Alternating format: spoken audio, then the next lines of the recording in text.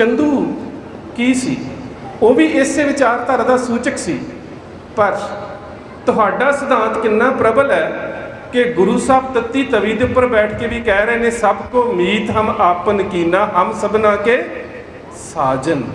साडा कौमीयत के तौर पर किसी धर्म के नाल कोई वैर नहीं, पर जिहड़ी साडी जंग है वो जुल्म के खिलाफ है, जुलमी अंश के खिलाफ है।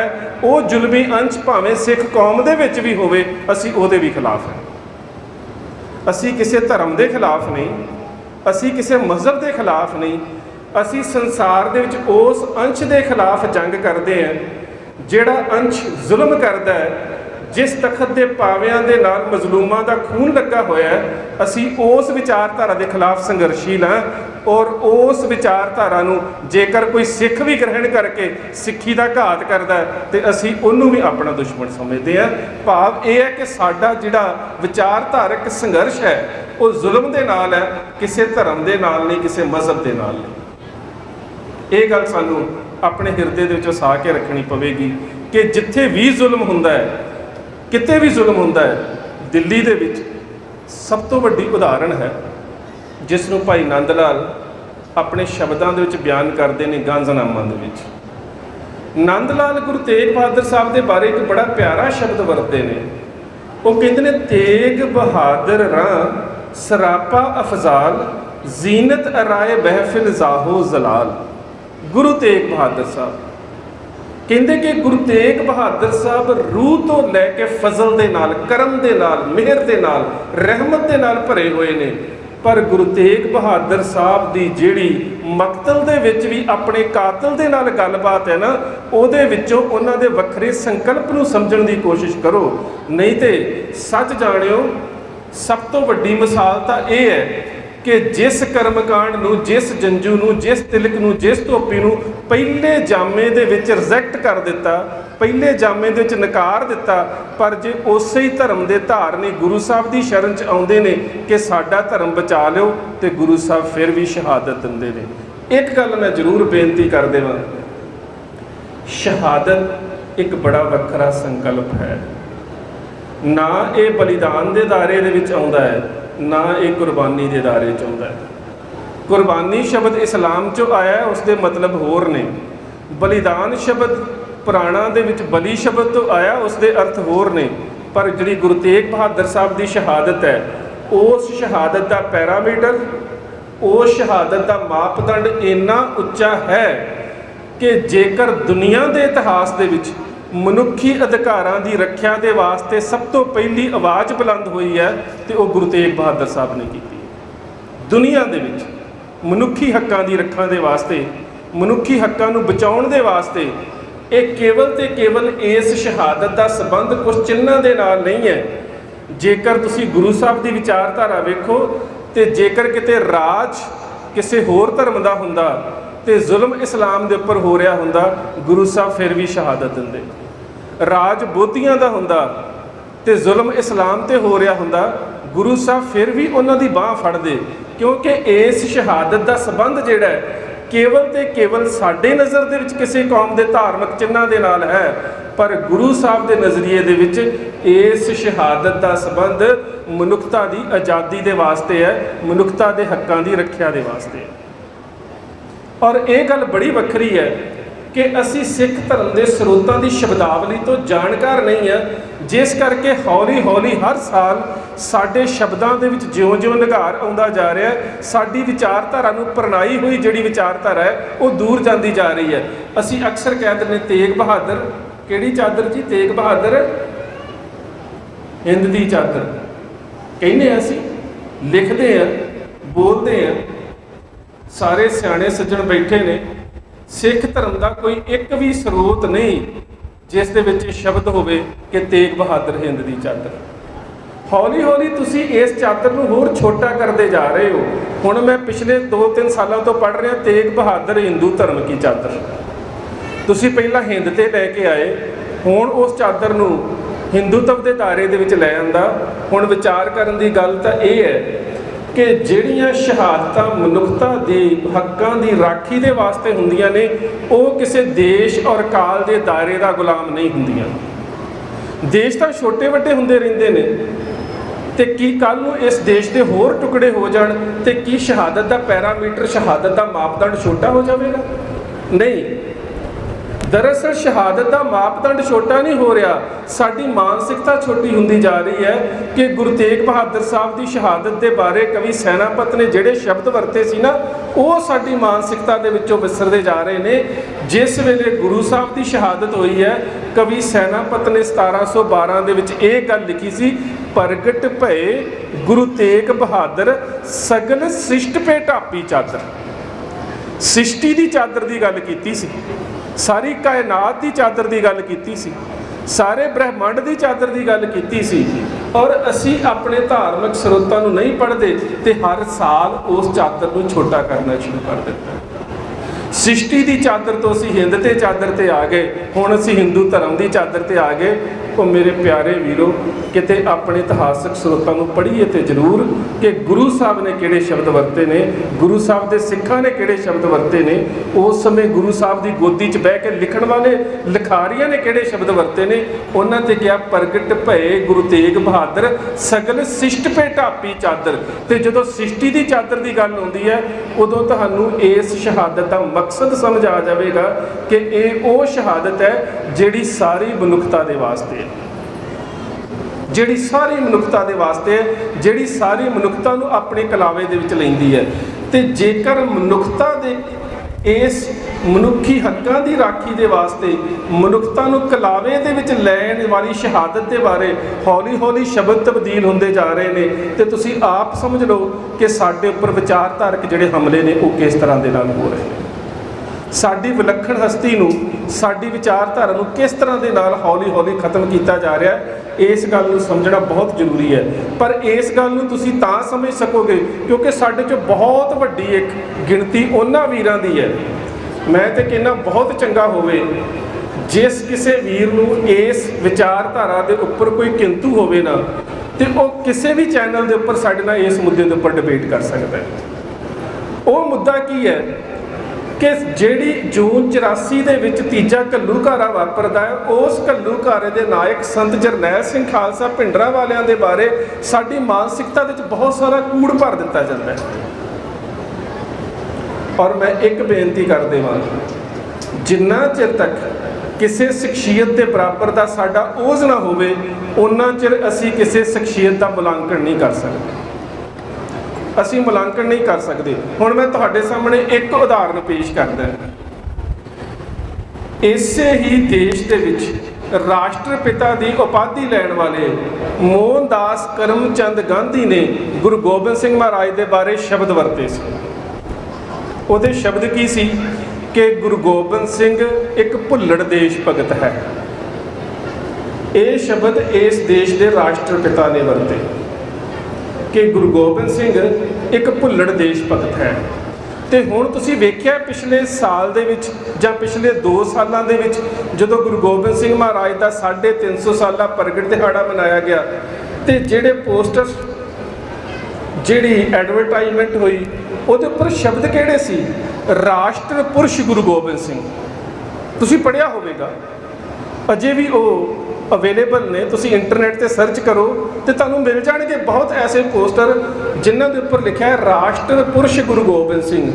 ਹੁਣ ਜਿਹੜਾ ਖਿਆਲ ਕਰਿਓ ਇਹ ਵਿਚਾਰਧਾਰਾ ਕਿੰਨੀ ਸੂਖਮ ਹੈ ਔਰ ਸਾਡੀ ਵਿਚਾਰਧਾਰਾ ਦੇ ਉੱਪਰ ਕਿਸ ਤਰ੍ਹਾਂ ਹਮਲਾ ਕਰਦੀ ਹੈ ਕਿ ਜਿਸ ਨੇ ਕੇਵਲ ਤੇ ਕੇਵਲ ਚਰਖਾ ਕੱਤਿਆ, ਜਿਹਦੀ ਚੀਚੀ ਨੂੰ ਖੂਨ ਨਹੀਂ ਲੱਗਾ, ਉਹ ਤੇ ਰਾਸ਼ਟਰ ਪਿਤਾ, ਤੇ ਜਿੰਨੇ ਕੌਮ ਦੀ ਝੋਲੀ ਦੇ ਵਿੱਚ ਆਪਣੇ 4 ਪੁੱਤਰ ਪਾ ਦਿੱਤੇ ਉਹ ਰਾਸ਼ਟਰ ਪੁਰਸ਼।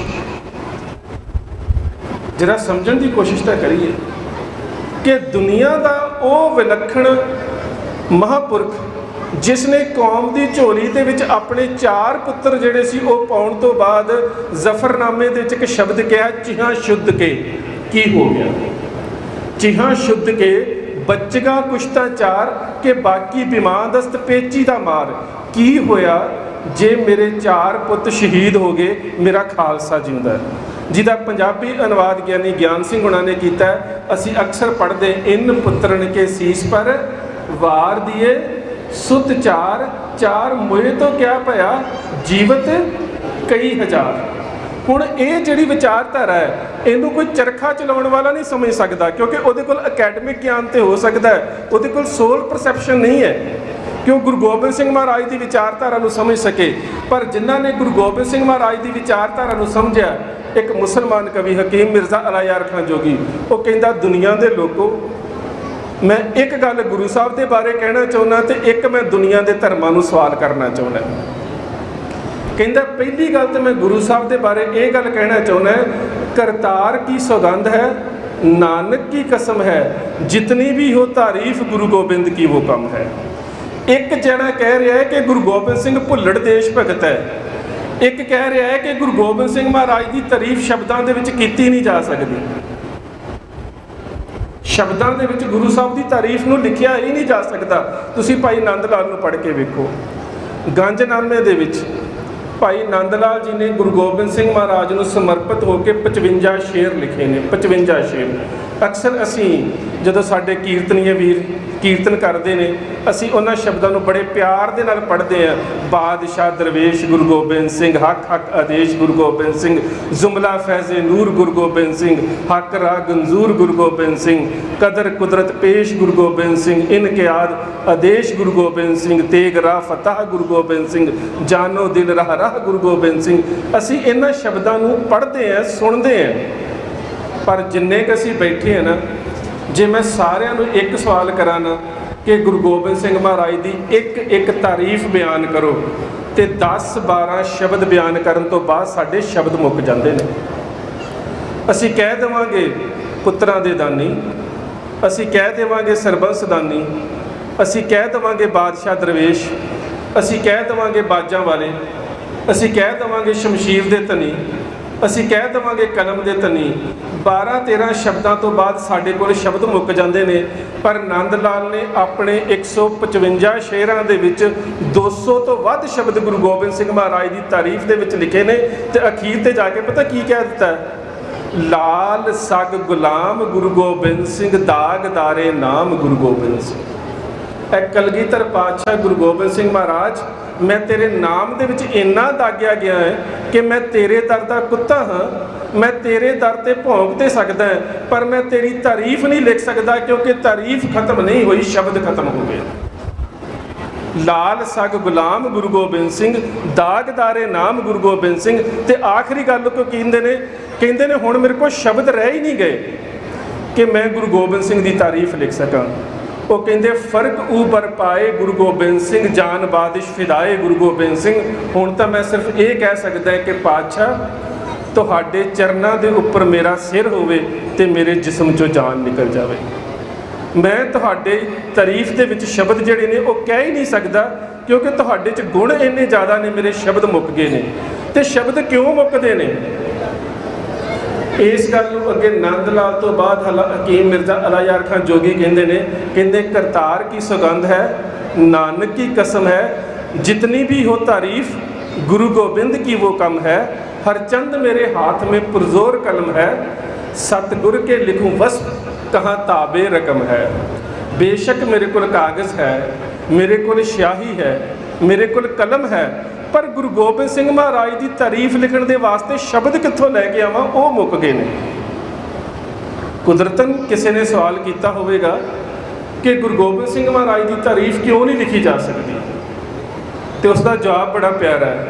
कहता एक आँख से क्या बुलबुला कुल बहर को देखे, सागर को मझधार को या लहर को देखे। मेरी औकात एक बुलबुले दे वर्गी है, तो एक बुलबुला जिहड़ा वो समुंदर के बारे की बयान कर सकता है। गुरु गोबिंद सिंह महाराज का जीवन एक समुंदर वर्गा है। मेरी औकात एक बुलबुले दे वर्गी है, तो एक बुलबुला समुंदर के बारे की बयान कर सकता है।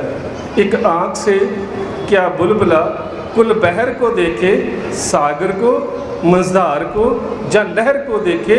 मेरी औकात ही नहीं है कि मैं गुरु गोबिंद सिंह महाराज के रबानीयत और रूहानीयत के इल्म नूं बयान कर सकां।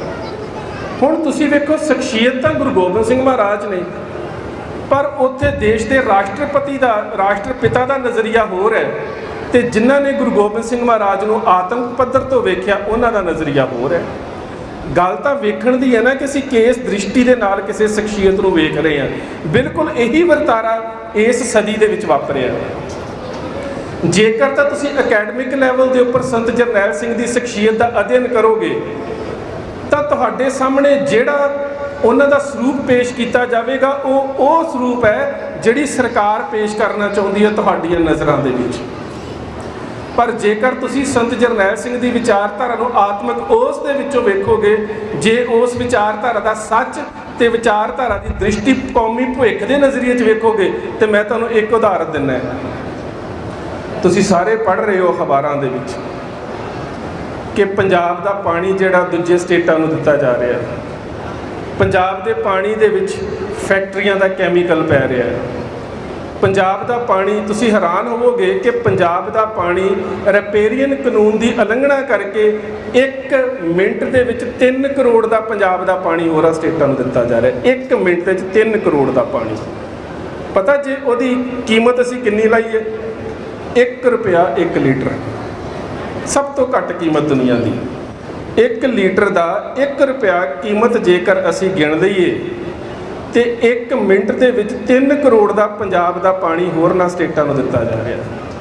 ਹੁਣ ਇਹੀ ਸਾਡਾ ਧਰਮ ਯੁੱਧ ਮੋਰਚਾ ਸੀ ਕਿ ਜਿਹੜਾ ਪੰਜਾਬ ਦਾ ਪਾਣੀ ਹੈ, ਜੇਕਰ ਹਿੰਦੁਸਤਾਨ ਦੇ ਵਿੱਚ ਬਾਕੀ ਪਾਣੀਆਂ ਦੇ ਮਸਲੇ, ਚਾਹੇ ਉਹ ਨਰਮਦਾ ਤੇ ਕਾਵੇਰੀ ਦਾ ਮਸਲਾ ਹੈ, ਚਾਹੇ ਅੰਤਰਰਾਸ਼ਟਰੀ ਪੱਧਰ ਦੇ ਉੱਪਰ ਜਿੰਨੀਆਂ ਵੀ ਵਾਟਰ ਟ੍ਰੀਟੀਜ਼ ਹੋਈਆਂ ਨੇ, ਜਿੰਨੇ ਵੀ ਪਾਣੀ ਦੇ ਸਮਝੌਤੇ ਹੋਏ ਨੇ, ਉਹ ਰਿਪੇਰੀਅਨ ਲਾ ਦੇ ਅਧੀਨ ਹੋਏ ਨੇ ਕਿ ਜਿਸ ਸਟੇਟ ਦੇ ਵਿੱਚੋਂ ਪਾਣੀ ਦਾ ਸੋਮਾ ਲੰਘਦਾ ਹੈ, ਉਸ ਸਟੇਟ ਦੀ ਲੋੜ ਪੂਰੀ ਕਰਨ ਤੋਂ ਬਾਅਦ ਵਾਧੂ ਪਾਣੀ ਕਿਸੇ ਹੋਰ ਸਟੇਟ ਨੂੰ ਦਿੱਤਾ ਜਾ ਸਕਦਾ ਹੈ।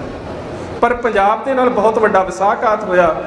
ਅਨੰਦਪੁਰ ਸਾਹਿਬ ਦੇ ਮਤਾ ਤੇ ਸਾਡਾ ਧਰਮ ਯੁੱਧ ਮੋਰਚਾ ਇਹੀ ਸੀ ਕਿ ਜਿਹੜੇ ਸਾਡੇ ਹੱਕ ਨੇ ਉਹ ਦਿੱਤੇ ਜਾਣ। ਹੁਣ ਅਸੀਂ ਇਸ ਨੂੰ ਵਿਗਿਆਨਕ ਨਜ਼ਰੀਏ ਤੋਂ ਵੇਖਦੇ ਹਾਂ ਕਿ ਇੰਨੇ ਕਿਊਸਕ ਲੀਟਰ ਪਾਣੀ ਦਿੱਤਾ ਜਾ ਰਿਹਾ, ਇਹਦਾ ਰੇਟ ਹੈ। ਪਰ ਸੰਤ ਜਰਨੈਲ ਸਿੰਘ ਦੇ ਪ੍ਰਿਜ਼ਮ 'ਚੋਂ ਵੇਖੋ, ਉਹ ਇਹਦੇ ਤੋਂ ਵੀ ਉਚੇਰੀ ਗੱਲ ਹੈ। ਜੇਕਰ ਤੁਸੀਂ ਸੰਤ ਜਰਨੈਲ ਸਿੰਘ ਦੇ ਨਜ਼ਰੀਏ ਤੋਂ ਪੰਜਾਬ ਦੀ ਇਸ ਪਾਣੀ ਦੀ ਸਮੱਸਿਆ ਨੂੰ ਵੇਖੋ ਨਾ, ਤੇ ਉਹ ਇਹਦੇ ਤੋਂ ਵੀ ਕਿਤੇ ਵੱਡੀ ਹੈ, ਜਿਹਨੂੰ ਅਸੀਂ ਕਹਿੰਦੇ ਸੈਂਸ ਆਫ ਪ੍ਰਪੋਰਸ਼ਨਲ। ਕੌਮੀ ਭਵਿੱਖ ਦੀ ਚਿੰਤਾ ਉਹ ਕੇਵਲ ਤੇ ਕੇਵਲ ਇੱਥੋਂ ਤੱਕ ਸੀਮਤ ਨਹੀਂ ਹੈ ਕਿ ਪਾਣੀ ਕਿਸੇ ਨੂੰ ਦਿੱਤਾ ਜਾ ਰਿਹਾ ਹੈ। ਜਿਹੜੀ ਚਿੰਤਾ ਸੰਤ ਜਰਨੈਲ ਸਿੰਘ ਦੀ ਹੈ, ਉਸ ਚਿੰਤਾ ਨੂੰ ਸਮਝਣ ਦੀ ਕੋਸ਼ਿਸ਼ ਕਰੀਏ। ਉਹ ਕਹਿੰਦੇ ਨੇ ਕਿ ਪੰਜਾਬ ਦੇ ਲੋਕਾਂ ਦਾ ਆਰਥਿਕ ਆਧਾਰ ਜਿਹੜਾ ਹੈ ਉਹ ਜ਼ਰਾਇਤ ਹੈ, ਐਗਰੀਕਲਚਰ ਹੈ, ਖੇਤੀ ਹੈ। ਜੇਕਰ ਪੰਜਾਬ ਦੇ ਕੋਲ ਖੇਤੀ ਦਾ ਪਾਣੀ ਨਹੀਂ ਹੋਵੇਗਾ, ਪੰਜਾਬ ਦੀ ਜ਼ਮੀਨ ਬੰਜਰ ਬਣ ਜਾਵੇਗੀ। ਪੰਜਾਬ ਦੀ ਜ਼ਮੀਨ ਬੰਜਰ ਬਣੇਗੀ, ਪੰਜਾਬ ਦੇ ਲੋਕ ਰੁਜ਼ਗਾਰ ਦੀ ਭਾਰ ਦੇ ਵਿੱਚ ਡੈਸਪਰੇਟ ਹੋਣਗੇ, ਹੋਰ ਜਗ੍ਹਾ ਦੇ ਉੱਪਰ ਜਾਣਗੇ ਰੋਟੀ ਦੇ ਵਾਸਤੇ। ਤੇ ਜਿੱਥੇ ਜਿੱਥੇ ਵੀ ਉਹ ਜਾਣਗੇ, ਜਿੱਥੇ ਰਹਿਣਗੇ, ਉੱਥੋਂ ਦੇ ਲੋਕਾਂ ਦੇ ਵਿਵਹਾਰ, ਆਚਾਰ ਤੇ ਤਿਉਹਾਰਾਂ ਨੂੰ ਆਪਣੇ ਧਰਮ ਦਾ ਹਿੱਸਾ ਬਣਾ ਲੈਣਗੇ। ਪਾਣੀ ਤੋਂ ਸ਼ੁਰੂ ਹੋਈ ਗੱਲ ਜਿਹੜੀ ਹੈ ਉਹ ਸਾਰੀ ਕੌਮ ਨੂੰ ਬਾਣੀ ਦੇ ਨਾਲੋਂ ਤੋੜ ਦੇਵੇਗੀ।